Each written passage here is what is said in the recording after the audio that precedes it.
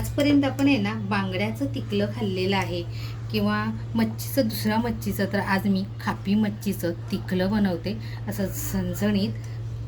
तर नक्की व्हिडिओ शेवटपर्यंत बघा.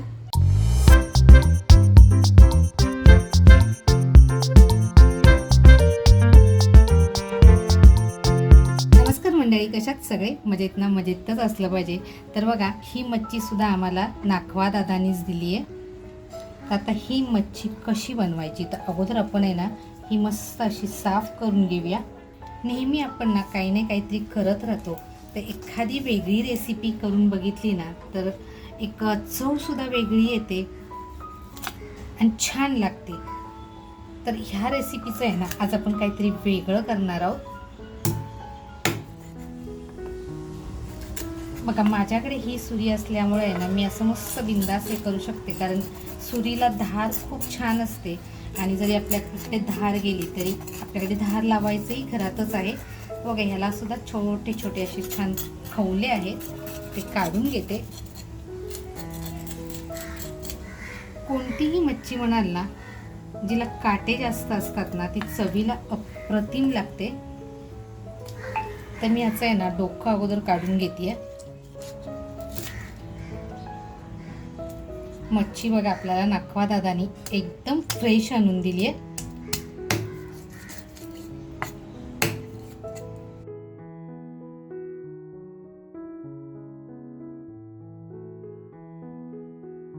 आपण ना नेहमीच मसाला खातो किंवा फ्राय करून खातो, तर आज आपण काहीतरी वेगळं बनवूया.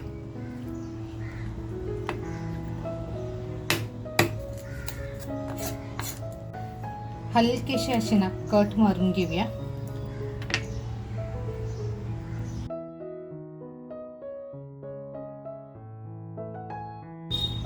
मला ह्या दादानी ना, म्हणजे आपल्या नाखवा दादानी ह्याचं नाव चांद पापलेट सांगितलं.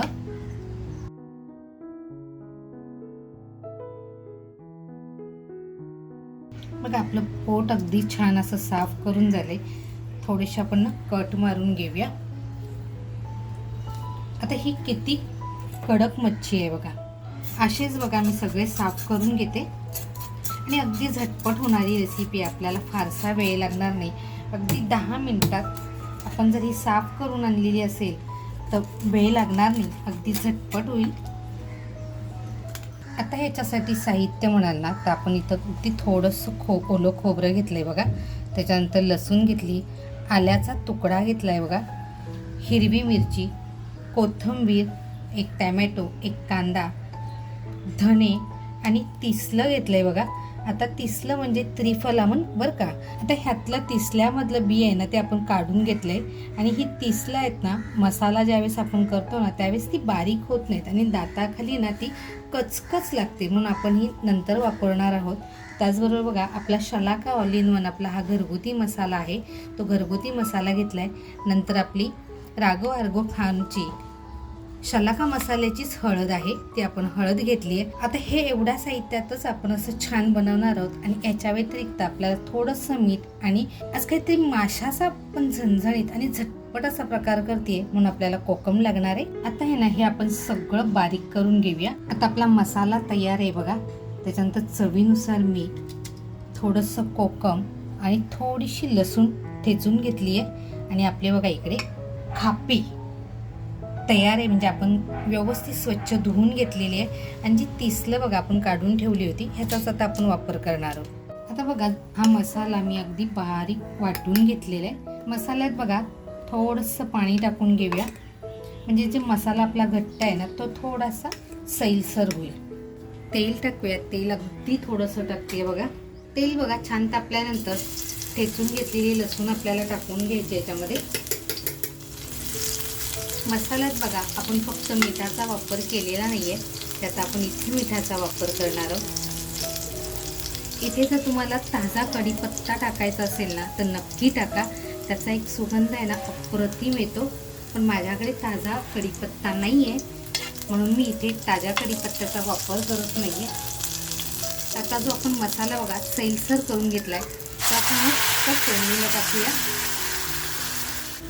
मसाला मिक्स करून बघा पाणी टाकते लगेचच, कारण इथे आपण मसाला भाजणार नाही आहोत. आता तुमच्या लक्षात आलं असेल, आज मी बनवते खापी माशाचं तिखलं. इथे आहे ना आपल्याला पाहिजे तितकंच असं पाणी टाकून घ्यायचं आहे. बघा छान असं आपलं पाणी टाकून झालेलं आहे. आता इथे मी खरं म्हणाल ना तर मिरच्यांचा वापर केलेला नाही, आपल्या मसाल्याचाच वापर केला आहे. आणि अजूनपर्यंत आपण इथे मीठ टाकलेलं नाही आहे, तर मीठ टाकूया. इथे बघा आपण लाल मिरच्यांचा वापर केलेला नाही, आपल्या घरात शलाका ऑल इन वन आहे, आपण आपल्याच मसाल्याचा वापर केला आहे. त्याच्यानंतर बघा छान असं आंबट झालं पाहिजे म्हणून कोकम टाकते. आणि जे आपण तिसलं बघा त्यातला बी काढून आपण वाटलेलं आहे, तर ते तिसलं टाकूया. आणि जी ही खापी मच्छी आपण धुवून घेतली आहे, म्हणजे मला नाखवा दादानी ह्याला चान पापलेट सांगितलं, तर हे चान पापलेट असं मस्त याच्यामध्ये टाकून शिजवून घेऊया.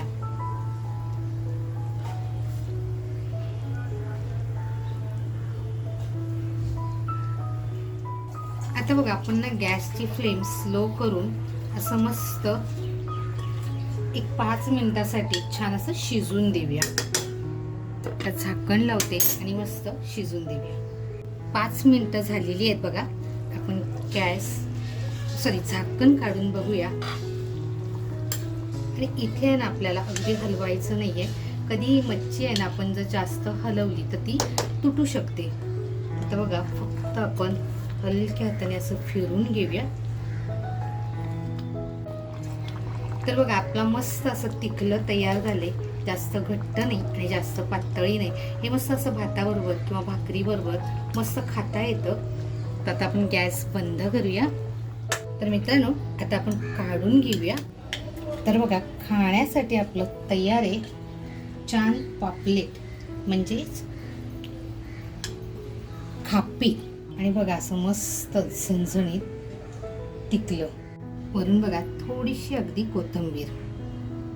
मित्रांनो आज बनवलेलं हे खापी माशाचं तिखलं म्हणजे चान पापलेटचं तिखलं. आता नक्की ह्याचं नाव मला माहिती नाही, पण मला नाखवा दादानी हे नाव सांगितलं, कारण त्यांनी इतकं प्रेमाने मला ही मच्छी पाठवून दिली, त्याच्यामुळे मी ही बनवली आहे. तर आजची ही रेसिपी तुम्हाला कशी वाटली, आवडली असेल तर नक्कीच एक लाईक करा. चॅनलवर नवीन असाल आणि अजूनपर्यंत सबस्क्राईब केलेलं नसेल तर आवर्जून सबस्क्राईब करा. अशाच नवीन नवीन व्हिडिओसाठी किंवा रेसिपींसाठी बेल आयकॉन दाबायला विसरू नका. मस्त खा आणि स्वस्त राहा, त्याचबरोबर स्वतःची काळजी घ्या. रेसिपी तुम्हाला आवडली असेल आणि इथपर्यंत तुम्ही रेसिपी एन्जॉय केली असेल तर नक्कीच आवर्जून हाईप करा. थँक्यू.